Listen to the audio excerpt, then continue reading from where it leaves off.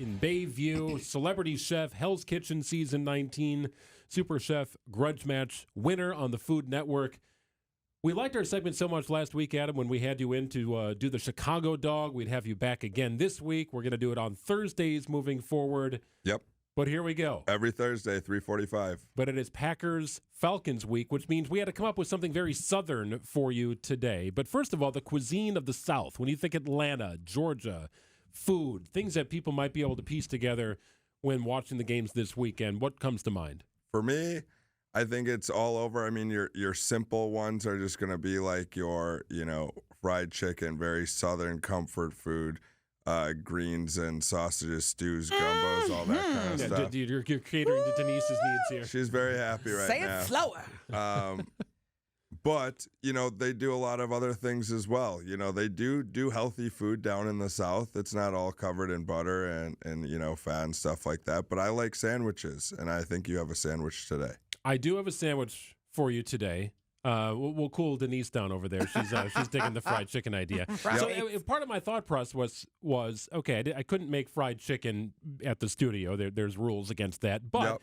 I wanted to come up with something that would be easy for someone to duplicate at home and would require some basic but fresh ingredients. And you're still going to score good? Is this going to be a 8-3 is hard to follow? I don't know. So last week, Denise, we did a Chicago dog, a true Vienna beef hot dog, Chicago style, because the Packers were playing the Bears. Don't I know? I was there. It was terrible. But yes, keep going. Okay. I scored an 8.3 out of 10. So this is the idea. Oh, nice. We give the food to Adam, and he tests it and grades it. And that's a rating to how it should taste and presentation. All he did good.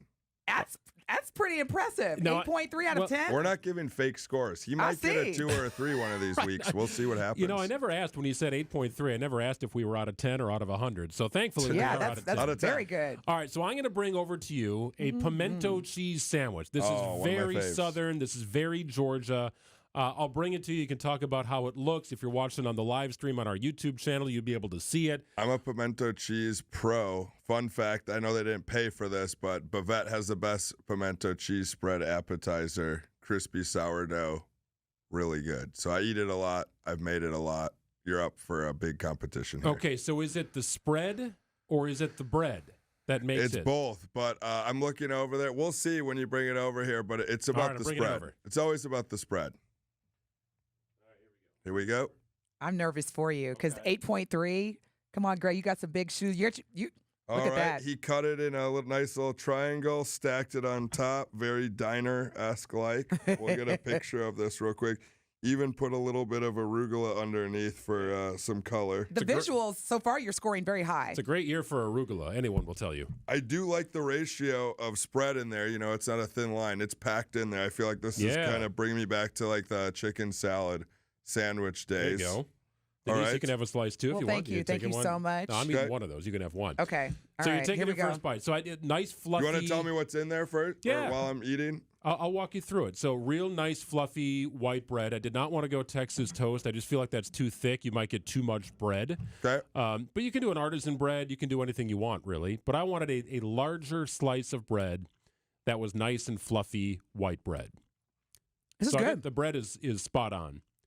Now, as for the filling, so this is a made-from-scratch pimento cheese. So here's what I did. I did cream cheese, a block of cream cheese, 2-year aged sharp cheddar in a block that I grated, right? That's just the best way to get the most flavor. You have to grate it.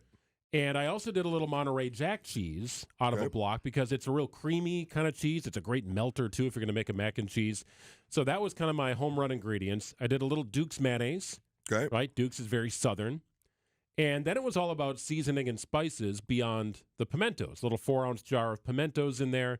I seasoned the little salt, little pepper, onion powder, garlic powder, and I put cayenne in it as well because if it's Southern, to me, it's got to have a little snap on it. Yep. So my bite. You ready? Yeah, you took a good, nice, solid bite. I liked always how the do. bread This is not fake. Okay. I want people to understand that I'm going to judge Greg. We are friends, but I'm still going to tell him like it is. And eat the food and not take a little nibble here. But so, couple things. Your spread, your filling, on point, really good. It's actually spicier than pimento cheese that I've had, where it's more so about flavoring and the texture. I like the spice in there. It's not overwhelming. If I eat the whole sandwich, it's going to be lingering there and have some really good flavor. You had really good cheese, I would say ratio, where it's not like too much shredded, where it's like kind of falling apart. It's like a really nice spread on there. The only thing that I would change about this is I would toast the bread. Interesting. Okay. I feel like texture-wise, it's so soft running through there, or put some strips of bacon in there. What do you think about that, Denise? I love it. I love it. I just don't eat pork. Oh. So maybe like turkey bacon. Sure. But yeah. For texture, yes. Yes, and the toast. Or I would have no problem taking that same bread and toasting it off really hard. Okay. That's my only thing, just texture-wise. I'm going off of texture of everything just because it is soft through there. Flavor is really good.